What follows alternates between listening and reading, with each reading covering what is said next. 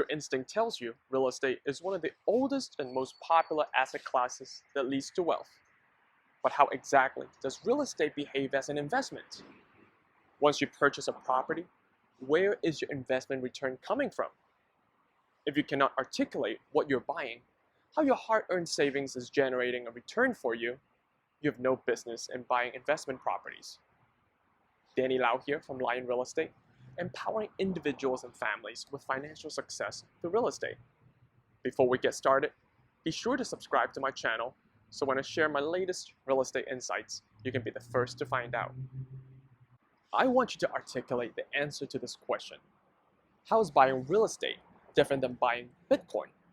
Leave your comment below. I'm curious to hear your answers. I often hear people say they want to start investing in real estate. What about real estate investments make it a good investment vehicle?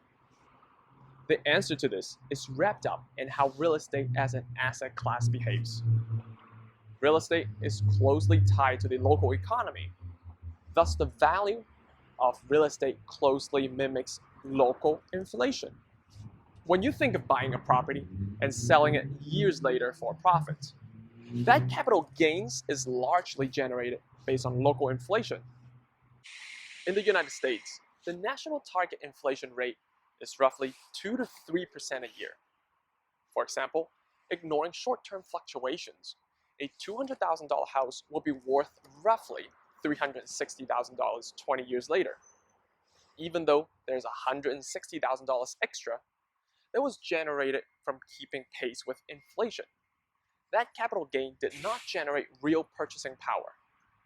So where is the real return generated from? Well, you guessed it, rental income. The reason all real estate investors harp on cap rate is because this number tells us what the after-tax net profit is on a real estate investment. If you can earn 5% on rent, you can put that additional income to work for you on other projects, buy new clothes, or take vacations with it. If you bought a piece of investment property with a 5% cap rate and assuming 3% local inflation, you're earning roughly 8% per annum on your principal. This point pertains to my other video on compound interest, link in the description below.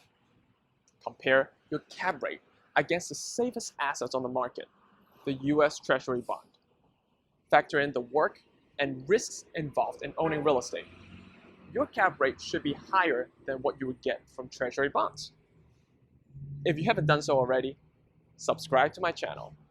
You can also set up a time with me to grab a cup of coffee so we can discuss how real estate can fit into your financial picture.